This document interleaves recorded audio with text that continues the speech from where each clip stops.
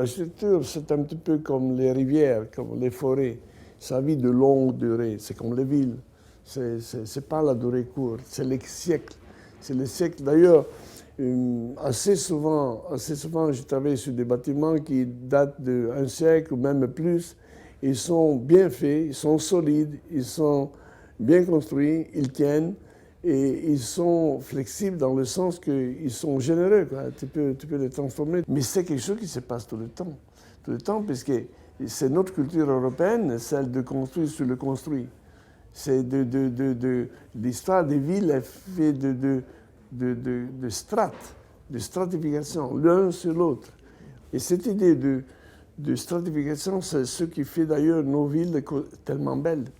Parce que tu sens que la ville n'est rien d'autre que le miroir, le portrait de millions et millions de vies vécues qui ont laissé des traces. Et alors ces transformations font que la ville des villes, les maisons de la ville, les bâtiments de la ville ont une sorte de vie organique, parce qu'elles reflètent justement cette transformation. Et je trouve que cette idée que construire sur quelque chose qui existe déjà, au loin de limiter la créativité, peut aider à rendre plus intense le travail créatif sur des directions précises. Et tout ça, je trouve que ça vaut la peine d'en parler, parce que c'est un malentendu qui plane depuis longtemps. Et depuis la dernière guerre, les années 50, 60, 70, après la deuxième partie du siècle dernier, la croissance des villes était une croissance sur des terrains libres, sur des greenfields, sur des terrains d'herbe. C'était les périphéries à envahir. C'était la ville qui s'agrandissait en faisant comme une tache d'huile encore plus. Et désormais, c'est clair qu'il faut arrêter, c'est plutôt le contraire aujourd'hui. Depuis au moins 10 ans, la tendance n'est plus celle d'une croissance par expansion, par explosion, mais plutôt par implosion, plutôt par le contraire, plutôt par l'art de compléter la ville. La croissance aujourd'hui dans les villes, de plus en plus, elle est vue comme une croissance soutenable qui a à faire avec l'utilisation des friches industrielles, des terrains vagues, des terrains laissés libres par les chemins de fer qui se transforment. C'est pour ça que le terrain d'expansion des villes, de plus en plus, c'est ce qui est déjà enfermé, les trous noirs qui restent enfermés dans la ville. Et de plus en plus, on a affaire avec des terrains qui ne sont plus des terrains libres. Heureusement, d'ailleurs, puisque c'est bien comme ça qu'il faut que se passe. C'est des terrains qui étaient déjà construits. Les Anglais appellent ça le brownfield. Le brownfield, c'est des terrains déjà construits et qui se transforment quelquefois même en greenfield, parce que c'est le contraire de ce qu'on a fait dans le passé. Alors, je crois qu'on se retrouve de plus en plus dans ces conditions de travailler sur ce qui déjà existe, pour la simple raison que les villes ont mangé leur territoire. Et maintenant, c'est clair qu'il faut arrêter de faire nouvelles périphéries, puisque c'est un problème. Les périphéries deviennent de plus en plus des aires affectifs. C'est des lieux abandonnés. Aujourd'hui, la grande lutte, le grand défi, c'est de transformer les périphéries en villes, les urbaniser. Et comment est-ce qu'on fait ça? En arrêtant de faire à nouveau, d'envahir la campagne. C'est pour ça que beaucoup de villes, la ville de Londres s'est donné un green belt, une ceinture au-delà de laquelle il ne faut plus construire. Nous-mêmes, on a construit à Londres, on termine dans quelques mois une tour qui est sur London Bridge Station et qui est une tour assez haute, mais qui utilise justement une friche de chemin de fer. Et c'est évident que c'est plutôt sage de faire ça, puisque ça intensifie la ville, si possible sans rajouter de la circulation automobile. C'est pour ça que ce n'est pas bête de faire des bâtiments dans des zones qui sont déjà équipées d'un système de transport public comme le chemin de fer, comme dans cet endroit notamment, il y a 6 chemins de fer, 2 lignes de chemin de fer, il y en a 2 de métropolitaines, il y a une vingtaine de lignes de bus. l'idée de choisir des endroits comme ça, qui sont desservis, qui ne sont pas loin de la ville. Les coûts physiques, les coûts économiques, directs et indirects, même sociaux, de construire une nouvelle périphérie est gigantesque. Et je crois que c'est aussi une des raisons pour lesquelles on se retrouve de plus en plus, et je trouve c'est même heureusement, on se trouve de plus en plus à travailler sur des terrains qui ont déjà été utilisés. Ce ne sont pas des terrains vierges, ils ont déjà eu leur aventure. Et c'est pour ça que la transformation, ce n'est pas seulement la transformation des bâtiments, mais aussi des lieux de la ville, qui se transforment de plus en plus. Et je pense que c'est un phénomène assez important et qui est créativement intéressant.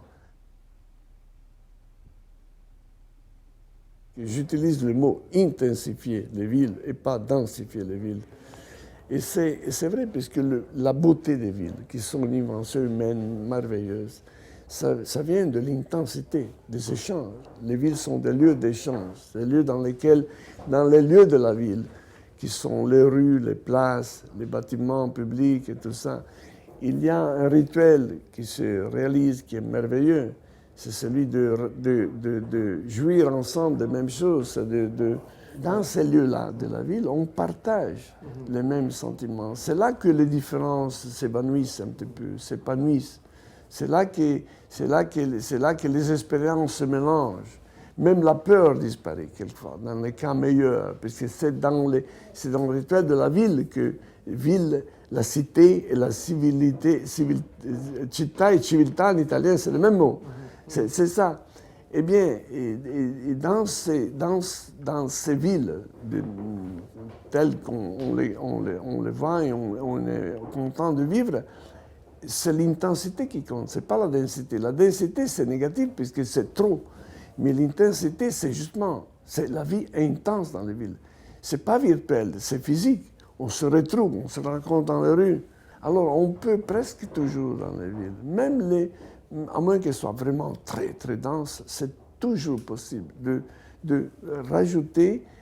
Et c'est pour ça que quelquefois, ce n'est pas aussi bête de construire haut en hauteur, à une condition qu'on donne à la ville ce qu'on gagne en hauteur.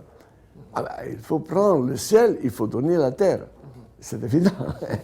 Mais si on sait faire ça, et si le processus de transformation des terrains de la ville se fait avec sagesse, mais je crois qu'on peut intensifier la vie des villes sans nécessairement enlever le soleil, sans nécessairement enlever l'air et les perspectives et les vides. Les vides dans la ville sont essentiels. Le lingot, oui, le lingot est un petit peu un des cas typiques de tout ça. C'est une ancienne usine de plus qu'un demi-kilomètre qui est devenue une ville dans laquelle on pète sur les città. Il n'y avait pas une seule fonction qui puisse se substituer à fabriquer des voitures. Ça n'existe pas. Ils n'ont pas voulu, heureusement, démolir le lingot. D'ailleurs, il était trop difficile à démolir. M. Agnel il disait tout le temps, même les bombes n'ont pas été capables de démolir le lingot. Alors tu parles, et il faut le garder. Il le faisait puisqu'il aimait ce bâtiment. Il aimait de façon très forte ce bâtiment. C'était un petit peu l'histoire de sa famille, c'était l'histoire de l'industrie. Et c'est aussi un rêve assez fou, puisque cette usine a fabriqué des voitures à partir du bas vers le haut. Et quand on arrivait en haut, on les mettait sur la piste et pour tester les voitures en haut. C'était c'était une interprétation tout à fait italienne du modèle américain, non? Du frame building, Chicago Windows, mais sauf que c'était fait à l'italienne, avec ce petit grain de folie dans lequel... Et ce bâtiment d'un demi-kilomètre, mais si tu rajoutes la salle à presse d'un côté et d'autre encore, ça fait presque 1 kilomètre. C'était tellement grand qu'aucune fonction aujourd'hui pourrait prendre la place de celle de fabriquer des voitures. Et par conséquent, on s'était tout de suite dit comment est-ce qu'on peut mettre toutes les fonctions qui sont typiques d'une ville. Et aujourd'hui, quand je vais à Lingot, il y a 2 hôtels, il y a des cinémas, pâtés, mais 15 salles. Il y a une université, d'ingénierie de la voiture, il y a des bureaux, il y a des espaces d'exposition, il y a une salle de concert pour 2000 places, il y a plein d'activités, plein de choses. Il y a même une pinacothèque. Et c'est presque un ensemble de choses qui viennent ensemble et qui sont tenues ensemble par une chose. C'est le frame, c'est le cadre du lingot, qui est 6 sur 6 sur 4. Bah, c'est ça. Les bâtiments étaient comme ça. Il était tellement bien fait, construit, solide, simple, frugal, honnête, fort, qu'il est passé à travers la production de voitures entre 1916 jusqu'à 1970, je crois. Alors, tu vois, c'est un jeu de Lego dans lequel on a joué avec c'est presque une ville invisible de Italo Calvino. Tu peux même te permettre de couper, de jouer, de ronger, et ça tient toujours. Mais aussi, c'est des bâtiments qui ont cette honnêteté intellectuelle. Non? Ils sont ce qu'ils sont. Ils n'ont aucune rhétorique. Ils sont faits. C'est pour ça d'ailleurs que les artistes adorent les lieux, les bâtiments industriels comme un lieu d'exposition. Et c'est un petit peu cette idée que pour l'art contemporain surtout, bah, c'est cette ampleur, cette générosité qui est très importante. D'ailleurs, le rêve de flexibilité dans lequel j'ai grandi, quand on a construit le centre Pompidou avec Richard Rogers, mais nous, on mangeait la flexibilité chaque matin pour le petit déjeuner. C'était la rébellion à l'empire des formes. C'était une façon de prendre sa propre liberté et dire non, l'architecture, c'est quelque chose qui vit. Tellement que dans le concours de Beaubourg, on avait même dit que même les étages se déplaçaient, tout ça. C'était une folie totale. Mais franchement, ce qu'on a fait, ça n'a pas trop mal marché, parce que depuis qu'il a construit 40 ans pratiquement, et un petit peu moins, 35, mais on a déjà transformé pas mal de fois, on a déjà modifié des choses, et l'idée de flexibilité, Beaubourg, c'est une usine. D'une façon ou d'autre. Alors, cette notion de flexibilité, c'est quelque chose qui a un contenu, je dirais presque éthique, et très fort, qui appartient à l'art de bâtir. J'ai jamais beaucoup aimé le mot réhabilitation.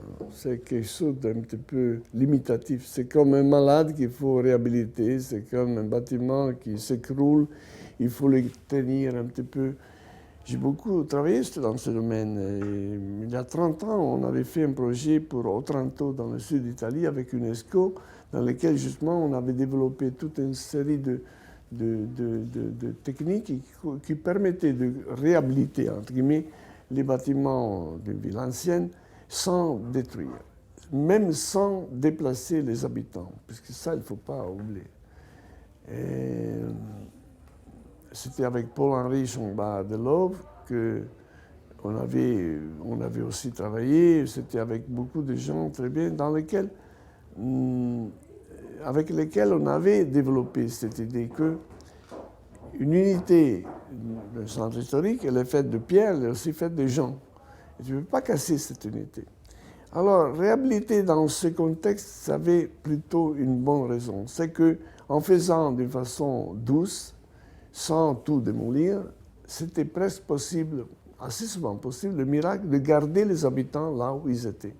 C'est pour ça d'ailleurs qu'on avait fait même des expériments. Je me souviens parfaitement d'une vieille dame qui avait accepté qu'on refasse le toit de sa chambre à coucher avec le lit dedans, avec elle qui dormait la nuit là, et nous, on faisait... Mais c'était justement la recherche désespérée de techniques douces. Et d'abord, la diagnostic. D'abord, il l'avait développé en prenant de la technique médicale tout ce qu'on pouvait trouver pour être sûr qu'un mur, il n'est pas nécessairement à démolir, Ça suffit, mais pour savoir ça, il faut avoir une bonne diagnostic.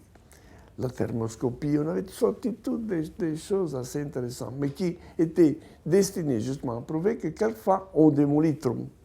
On est trop méchant. Il faut être moins méchant et par conséquent, on peut garder cette unité merveilleuse qui est faite de pierres, de construits et de gens qui habitent. Et là, dans ce contexte, moi, j'avais une noblesse. Je voyais une noblesse dans l'idée de réhabiliter, puisqu'il s'agissait justement de remettre en état, mais sans créer un problème social grave. Une personne qui habite un lieu pendant 50 ans et qui est âgée de 75 ans, il ne revient pas. 5 ans plus tard, il ne revient pas. Il part quelque part, il s'en va. Tu casses une unité très forte.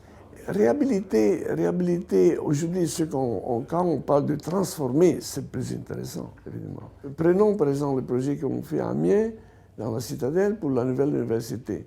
Mais ce n'est pas une réhabilitation, c'est une transformation. Bien sûr qu'on est respectueux. On a une caserne, par exemple, qu'on ne démolit pas, mais on ne se limite pas à réhabiliter. On la transforme. C'était une caserne pour des soldats. Il y a même une place d'armes à laquelle je voudrais bien donner un autre nom. Et elle aura un autre nom, puisque ce sera une place de la ville d'Amiens et de l'université d'Amiens. Mais même les noms changent, justement. Cette place était la place d'armes, dans laquelle le rituel, avec tout le respect que j'ai pour les armes, j'adore pas. Enfin, le rituel était militaire, finalement. Il était nécessaire, on ne discute pas, mais c'était quand même pas aussi intéressant que de devenir une place de la ville d'Amiens pour les étudiants et pour les citoyens d'Amiens. Et voilà que la transformation arrive presque jusqu'à changer le nom des lieux. C'est une métamorphose, c'est vraiment presque une métamorphose, et ça dure depuis des siècles. Paul Valéry avait dit que Gênes, c'était une carrière d'ardoise. Il aimait beaucoup se mettre là-haut et regarder vers le bas. Et comme les toits sont faits d'ardoise, il avait trouvé cette image que j'aime beaucoup, une carrière d'ardoise. C'est comme si Gênes était faite en ardoise, une carrière dans laquelle, avec un couteau coupant, on faisait des rues, on ouvrait des rues. Gênes n'est pas fait des rues à côté desquelles on construit des bâtiments. C'est fait par des bâtiments à l'intérieur desquels on a coupé des rues. Et les rues sont quelquefois 2-3 mètres. C'est une casbah, une noble casbah. Et ce centre historique de Gênes, qui est d'ailleurs le plus puissant d'Europe, puisqu'il a une masse énorme, il se métamorphise depuis 5 ou 6 siècles. Et il se transforme tout le temps. D'ailleurs, même sur le plan hygiénique, c'est un problème quelquefois, puisque les bâtiments au début étaient 2-3 étages, après ils ont rajouté, et à un moment donné, il n'y avait pas de lumière qui entrait assez profond. C'est pour ça que nous, on avait fait, il y a 25 ans, un projet. Un jour, je voudrais bien faire tout dans la vie, mais on n'arrive pas. Mais on a fait un projet dans lequel on avait imaginé, dans un quartier de Gênes, que la stratification des fonctions soit en fonction de la lumière qui arrive. Le premier étage au sol, le deuxième, donc plutôt le rez-de-chaussée, le premier, c'était commercial. Après, 3-4 niveaux de bureaux, et après 3 niveaux de maisons. Et finalement, dans les toits, les crèches, les écoles, et avec des passages. Et les toits sont tellement proches que ça suffit un petit saut pour passer d'un à l'autre. Alors, dans cette ville qui est faite de strates, à commencer du haut, tu avais la ville lumineuse, éclairée, solaire, et ça, c'était la ville des enfants, des jardins. C'était des jardins minéraux, naturellement, d'ardoise. Et c'était la ville des crèches, des enfants, des écoles. Et après, les résidences, et après, les bureaux, et finalement, en bas, où la lumière n'arrive plus, les commerces. L'idée de construire sur le construit, l'idée de travailler sur ce qui déjà existe sans revenir tout le temps à cette histoire qu'on perd la créativité, ce qui n'est pas vrai, puisque ce n'est pas vrai du tout. Tout simplement, on met la créativité. Tu sais, ça, c'est aussi vrai en musique. Hein. Tu parles avec les musiciens, tu parles avec tout le monde. tout le monde qui fait un travail créatif, il est content, bien content d'avoir des limites, puisque ça te permet d'aller en profondeur. Alors, je trouve que ça, c'est un aspect. Et l'autre, c'est la fragilité de la Terre. Désormais, c'est clair. On ne peut pas continuer comme ça. C'est ridicule. Il faut construire autrement. Et du point de vue énergie, et du point de vue sagesse, recyclage des matériaux, tout ça. Et ce n'est pas du tout une attitude moraliste. C'est quelque chose qui peut se transformer dans un langage, dans un vocabulaire, un langage qui nous appartient et qui n'a rien à faire avec les tendances, les styles, les contre-styles, les ondulations du goût et des tendances. Ça a à faire avec une chose qui s'appelle la pure force de nécessité. Et je trouve que cette pure force de nécessité, et qui est beaucoup plus intéressant que des obligations idiotes, puisque ça donne un véritable terrain d'inspiration. Je trouve que c'est quelque chose de très important. Il faut l'écouter, la force de la nécessité. Et c'est de là qu'on commence. Et comme après on est rêveur, heureusement, on sait rêver.